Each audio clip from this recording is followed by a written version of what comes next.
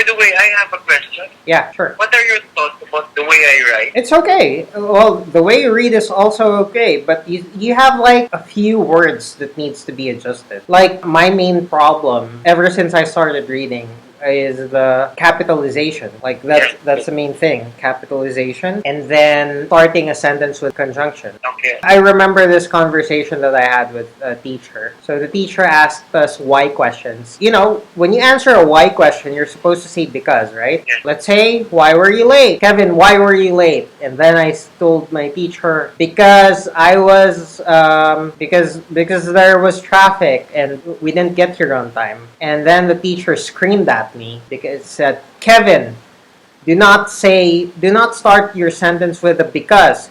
You say, I arrived late because of, and then you continue the reason.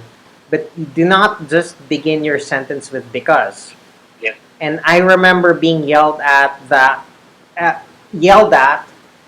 on two separate occasions because of that.